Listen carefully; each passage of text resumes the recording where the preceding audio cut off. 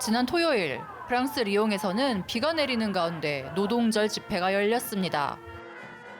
그리고 그 사이에는 낡은 자전거를 끌고 배달 가방을 맨 사람들이 있습니다. 우버이츠와 딜리버루 등 음식 배달 플랫폼에서 일하는 배달원들입니다. 이렇게 궂은 날씨 속에서도 배달 노동자들이 거리로 나온 이유는 그동안 보장받지 못했던 노동자로서의 권리를 되찾기 위해서라고 이들은 말하고 있습니다. Les droits qu'on demande, ce serait au moins que les droits de la convention collective et du code du travail soient respectés. Un minimum horaire, l'accès à la protection sociale avec des cotisations patronales payées par l'employeur.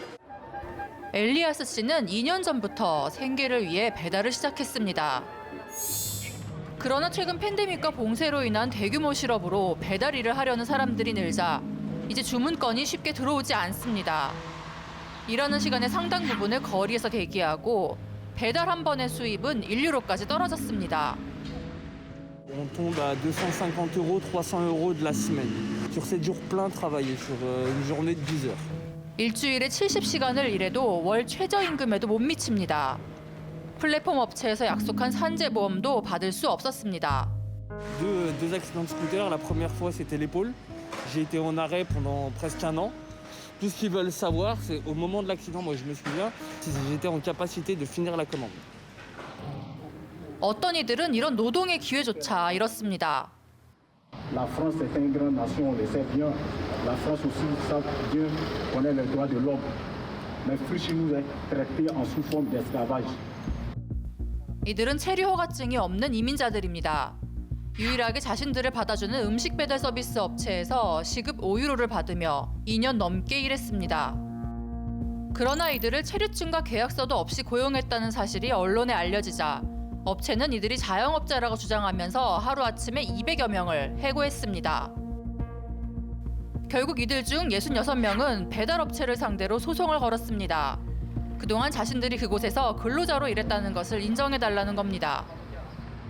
On ne veut pas les voler, on ne veut pas les braquer, on veut gagner dignement notre vie.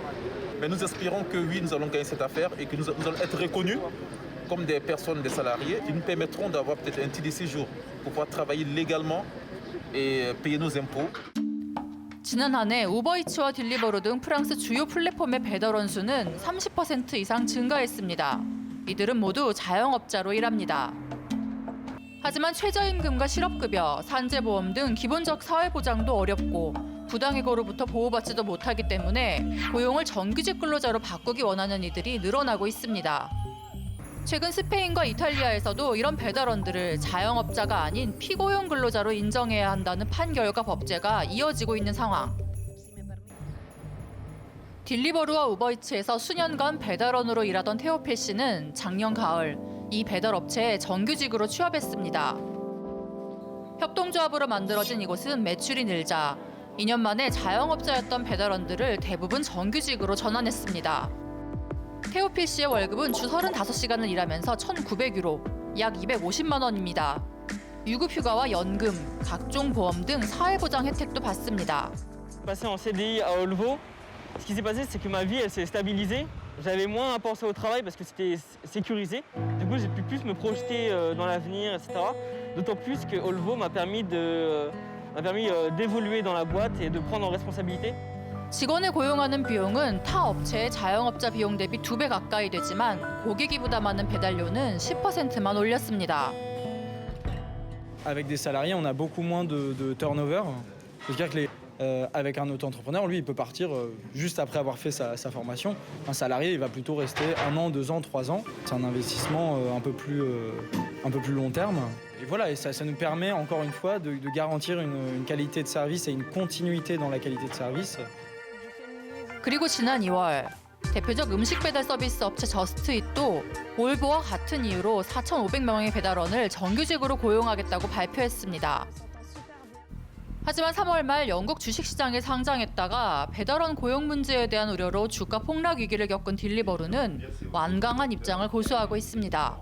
Notre plaidoyer, c'est pour pouvoir préserver ce statut d'indépendant et protéger l'activité des plateformes. On est un acteur de l'économie française et on leur offre des opportunités et on aimerait que dans un cadre sécurisé, ils puissent bénéficier de plus de sécurité en réalité, donc de plus de protection sociale pour qu'on arrive à trouver un meilleur équilibre. 팬데믹 시대를 지탱한 배달원들의 자전거 바퀴는 이제 격렬한 논쟁과 함께 새로운 노동의 방향을 향해 거세게 굴러가고 있습니다.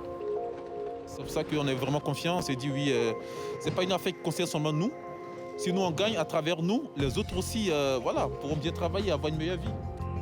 지금까지 프랑스 파리에서 PD 특파원 김자영입니다.